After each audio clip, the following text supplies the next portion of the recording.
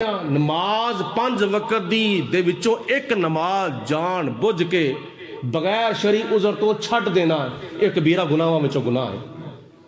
جان بجھ کے رمضان المبارک دا فرضی روزہ بغیر شرعی عذر تو چھٹ دینا ایک کبیرہ گناہاں وچوں گناہ ہے۔ شراباں پینا گناہ، جھوٹ بولنا کبیرہ گناہ، کسی دا حق کھانا کبیرہ گناہ، جھوٹیاں قسماں کھانیاں، جھوٹیاں گواہیاں دینیاں، اور کسی بے قصور نو پھسا چھڑنا اور کسی قصوروار نو چھڑا دینا، یہ بھی ظلم اور بہت بڑا کبیرہ گناہ ہے۔ یعنی حقوق اللہ پورے نہ کرنا، حقوق العباد پورے نہ کرنا یہ کبیرہ گناہ نے کہ سانو احساس ہی کون نہیں، سانو اللہ تعالیٰ دا ڈر ہی کون نہیں۔ رب العالمین دی ذات بابرکات دے کولو ڈرنا چاہیے اور خدا تعالیٰ دا خوف کرنا چاہیے، اور مسجد دے وچ حاضری دے کے اللہ کولو معافی منگو۔ اور یہ توبہ ایک ایسا عمل ہے جڑا ہر وقت بندے ہوتے واجب ہے۔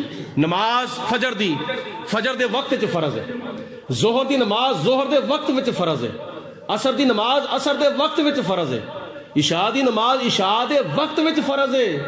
لیکن توبہ اے دے واسطے کوئی خاص وقت فرض اپنا مقرر نہیں، توبہ ہر وقت فرض ہے، دنے بھی فرض ہے، رات نو بھی فرض ہے، صبح بھی فرض ہے، شام نو بھی فرض ہے، کیونکہ نماز دا ٹائم آندا ہے تے نماز فرض ہوندی ہے نا۔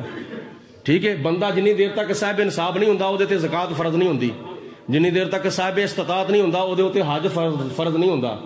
اسی طرح نماز دا ٹائم آوے گا، ہن نماز دا ٹائم ہے، ظہر دی نماز پڑھی جاندی ہے، باقی دن جمعے والے دن جمعے دی نماز پڑھی جاندی ہے، اس ٹائم جمعے دی نماز دا ٹائم ہے، یہ ختم ہونا ہے، پھر عصر دی نماز دا ٹائم ہونا ہے تو ساڈے تے عصر دی نماز فرض ہونی ہے۔ عصر دی نماز دا ٹائم آن تو پہلا ساڈے تے عصر دی نماز فرض نہیں ہونی۔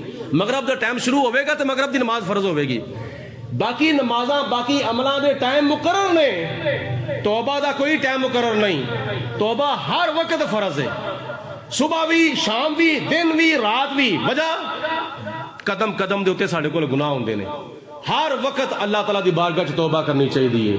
جے توبہ دے در آویں گا تاں بخشش رب تو پاویں گا، بچ دوزخ کولوں جاویں گا، پڑھو لا سب دی آوازیں پچھوں بھی مل کے بلند آواز نال کلمہ شریف دا آواز بلند کرو، پڑھو لا الہ